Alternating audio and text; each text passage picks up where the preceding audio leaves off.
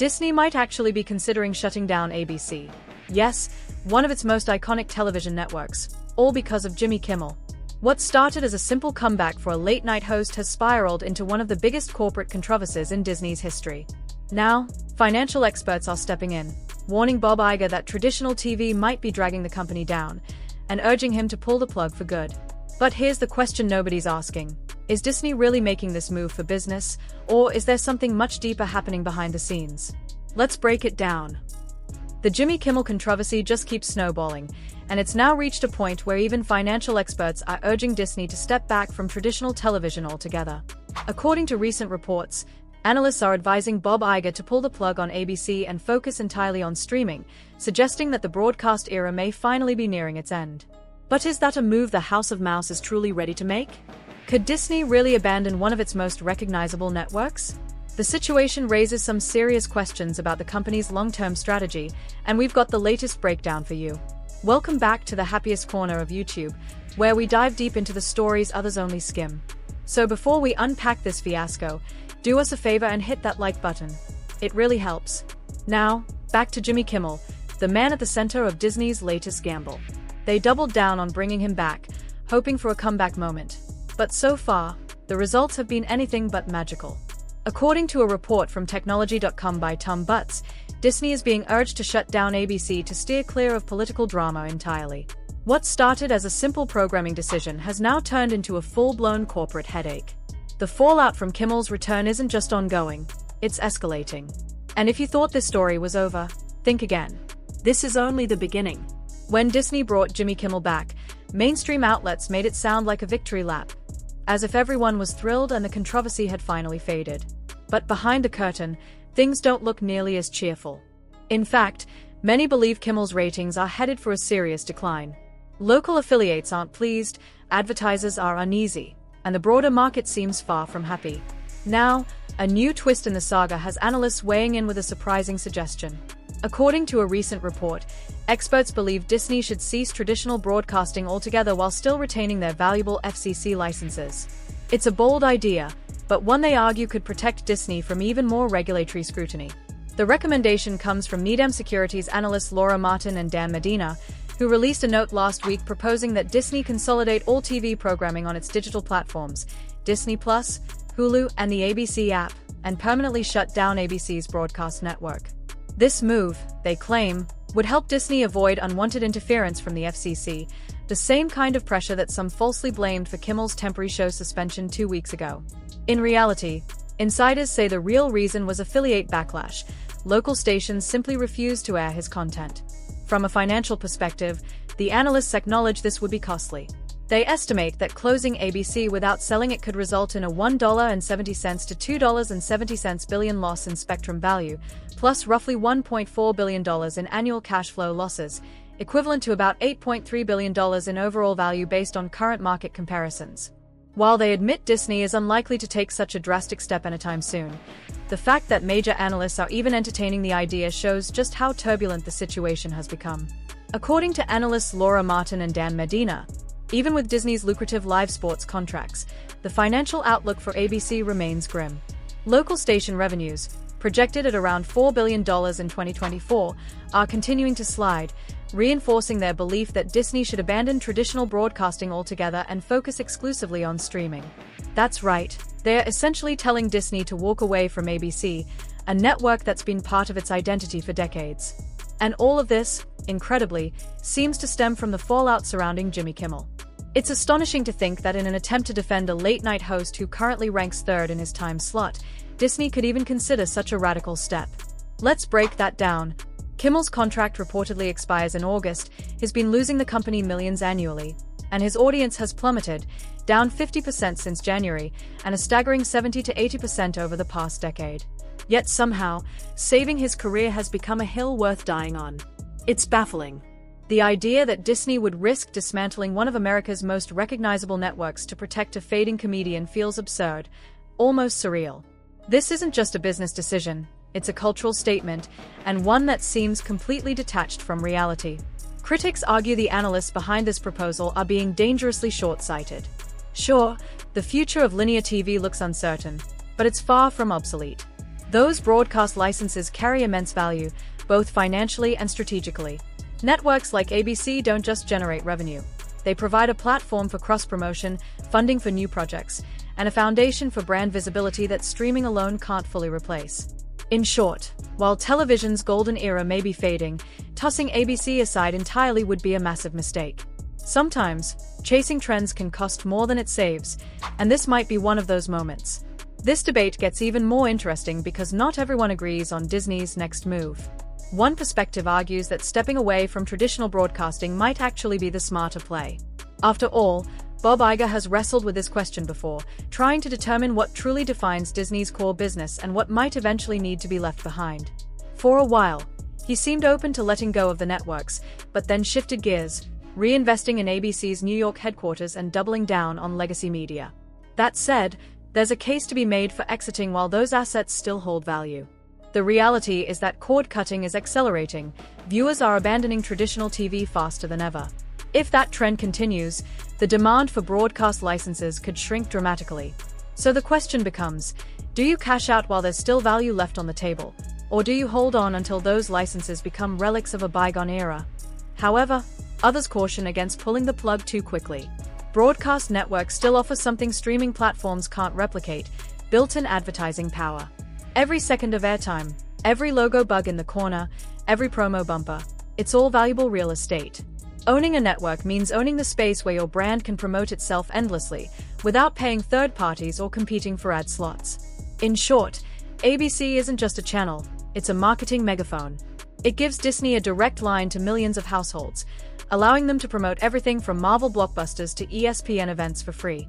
That kind of visibility is irreplaceable. So while the world may be shifting towards streaming, the question remains: should Disney abandon a system that still amplifies its brand, or adapt it into something new before it becomes obsolete? This entire debate takes on even more weight when you consider Disney's current position. Despite the company's enormous reach, it's quietly been struggling across multiple fronts, and while some may not see the cracks yet, market analysts certainly do. For a brand built on storytelling and synergy, dropping one of its most powerful in-house platforms would be a puzzling move. Think about it. Why would Disney give up an outlet that can promote its own ventures for free? A network like ABC is essentially a built-in commercial for everything Disney touches: theme parks, cruise lines, merchandise, and upcoming films. For years, however, the company hasn't fully taken advantage of that power. Shows like The Wonderful World of Disney once served as cultural cornerstones, showcasing the brand's magic directly into living rooms. Somewhere along the way, Disney stopped turning that flywheel, and now it's barely spinning. That's where the disconnect lies. From a financial standpoint, shutting down ABC might look like cutting dead weight. But from a strategic view, it's an ecosystem hub, a promotional engine that multiplies value across every branch of the Disney empire. The fact that executives fought so hard to bring Jimmy Kimmel back, even amid backlash and shrinking ratings, proves they still recognize the importance of maintaining that network presence. The accountants might not see it, but the storytellers clearly do. And Hollywood seems to agree. When industry insiders rallied behind Kimmel, they weren't just defending one man. They were sending a message that linear television still matters. To put things in perspective, let's look at the numbers. According to Nielsen data, the late-night landscape has transformed in a decade. Back in the early 2010s, supreme after inheriting The Tonight Show from Jay Leno. But in 2016, his friendly appearance with Donald Trump drew sharp criticism, and soon after, his ratings collapsed, leveling out with those of Kimmel and Colbert. As for Kimmel, his trajectory has been even steeper. Once pulling a 0.71 rating in key demographics, he now averages around 0.16, less than a quarter of what The Tonight Show once achieved at its peak. In short, the numbers paint a harsh reality. The audience isn't there anymore. Yet the industry's reaction, rushing to defend Kimmel, shows that legacy media still carries symbolic weight. The question is, how long can that symbolism justify the cost? Folks, let's put this into perspective. Jimmy Kimmel's numbers have cratered. Since January alone, his ratings have dropped another 50%, and at this point, he may be hovering just below 0.1 in the key demographic, possibly around 0.09. That's a staggering decline for someone who was once a late-night staple. When you zoom out even further, the picture gets worse. Since Kimmel took over, his viewership in the target demo has fallen by 77%, and that doesn't even include this year's massive dip. If analysts and industry insiders truly believe that saving a host with numbers this low is worth dismantling an entire broadcast network like ABC, then something in Hollywood's logic has completely unraveled. This analysis reportedly stems from Needham Securities, a firm well known in media circles. And while they've been fair and professional in past dealings, their latest take feels out of step with reality. Because here's the truth. While ABC may not dominate the ratings anymore, it still serves a very specific audience, one that Disney shouldn't overlook. The people who still tune into late-night television tend to belong to older demographics, not middle-aged viewers in their 40s, but those in their 60s and 70s. And that's significant. These are the same consumers who plan family vacations, book cruises, and spend generously at Disney parks. They might not be watching YouTube Shorts or TikToks, but they are still loyal TV viewers, and they are the ones most likely to invest in Disney's high-end experiences. In other words, ABC gives Disney a direct pipeline to an older, wealthier demographic that streaming platforms can't easily capture.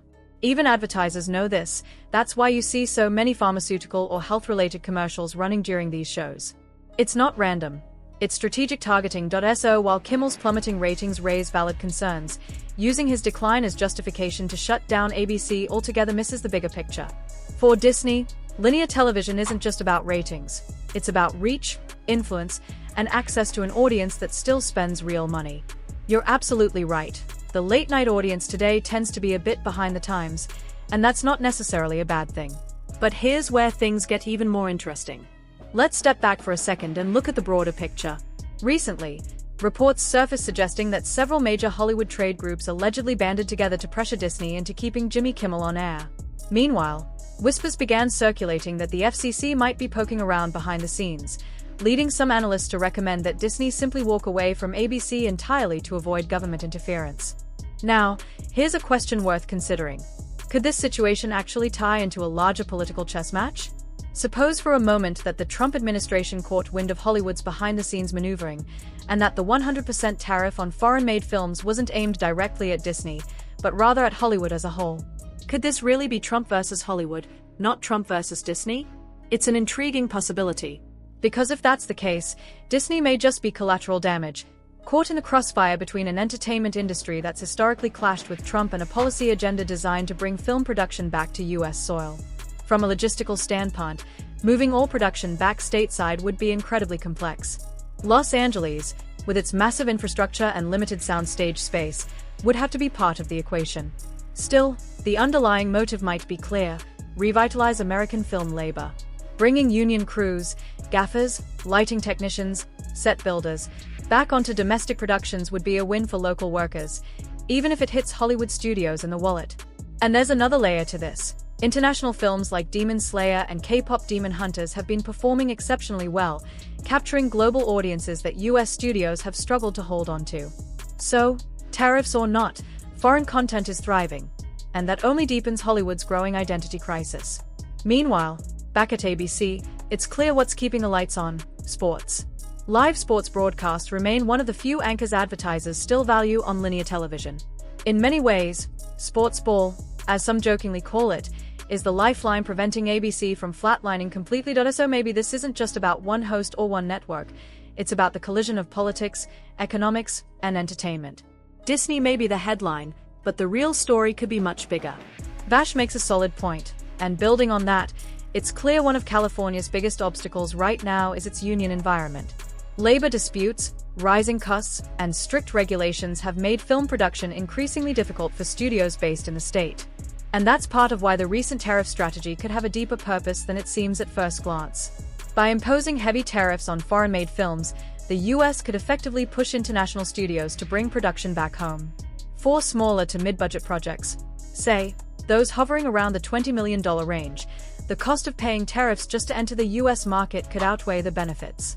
That economic pressure might encourage companies to produce films domestically instead. Animation work currently done in France or Canada, for example, might return to US studios, revitalizing local creative industries in the process. Now, on the surface, that sounds like a win for American workers and unions: more jobs, more domestic output, more opportunities. But when we zoom out, the problem runs deeper than just logistics or tariffs. It's also about who controls the media landscape and what agendas they're advancing. Media conglomerates today aren't independent storytellers, they're extensions of massive corporate and political interests. And as these parent companies seek to shape public opinion, entertainment has increasingly become a tool for ideological messaging rather than a platform for genuine storytelling. Disney is a prime example of this shift. Once a studio that built its empire on timeless narratives and emotional resonance, Disney has gradually shifted towards stories that prioritize ideological signaling over character and plot. Instead of inviting audiences into imaginative worlds, many of their recent films have begun to preach, alienating viewers who came for magic but got messaging instead. The animated film Elio is just one recent casualty of this trend, a reminder that when ideology replaces story, audiences tune out. This is the blind spot many major studios can't seem to see. Their insistence on filtering every creative choice through a political lens is driving away the very people they need most, their audience. The more they double down on this strategy, the smaller and more divided their reach becomes. So perhaps the real question isn't just about tariffs or unions, it's about ownership, influence, and intent. Who's shaping what we watch? And what happens when entertainment ceases to entertain, becoming little more than another channel for political persuasion? The deeper issue goes far beyond one late-night show. It reveals how much control Disney has ceded to outside forces. As conversations continue around whether ABC could eventually be sold off or dissolved, many analysts remain skeptical that Disney would actually take that step. The reason? In one word, sports. Right now, live sports broadcasting, particularly the NFL, is the only thing keeping ABC financially relevant.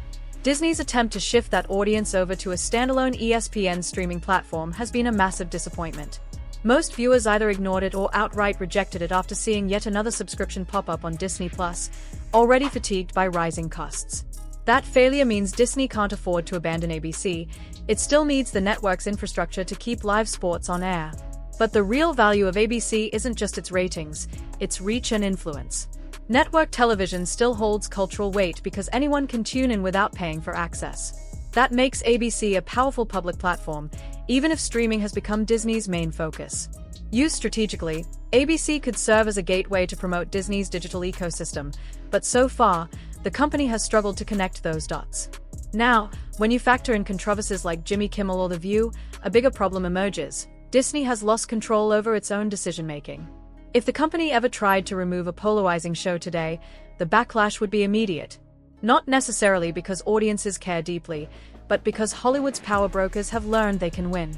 Once talent agencies and entertainment trade groups realized they could pressure corporations into submission, even overriding market logic, advertiser interests, and affiliate networks, they began to act as though they, not the shareholders, run the show. And in Disney's case, they've proven it. This situation represents something larger and more dangerous: shareholders being subjugated to Hollywood's ideological machinery. A private corporation can no longer freely decide what works best for its business or its audience.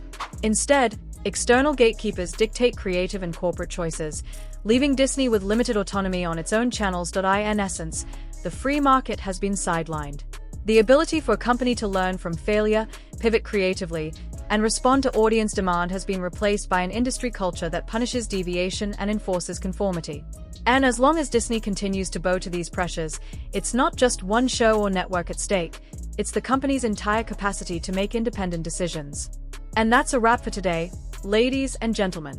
We're closing out this session, but don't go anywhere just yet. There's plenty more content coming your way, 4 times a day, right here on the Probe channel. It's been an absolute pleasure sharing this time with you, and our mission is simple: to bring insight, entertainment, and value to your day. The best way you can support what we do is by tapping that like button, hitting subscribe, ringing the notification bell, and dropping your thoughts in the comments below. We love hearing from you. If you'd like to explore even more great content, check out our partner channels, That Park Place, That Pod Place, That Game Place, and our favorite, Vacation Radio, where the good vibes never stop. Every click, every share, and every comment helps us grow and create even more content for you. So until next time, remember this: keep learning, keep growing, and above all, keep having fun. And before you go, ask yourself, why spend your time listening to music made by people or companies who don't really support you? Try something made for you instead. Tune in to Vacation Radio, where you'll find a constantly fresh playlist spanning every genre imaginable, from upbeat classics to chill summer vibes. You can listen live on YouTube, discover hundreds of tracks, and enjoy a community built around positivity and fun. Don't wait. Click the link in the description of every WDW Pro video, check out Vacation Radio, and subscribe today, because when it comes to music, joy, and great conversation, this is where it all comes together.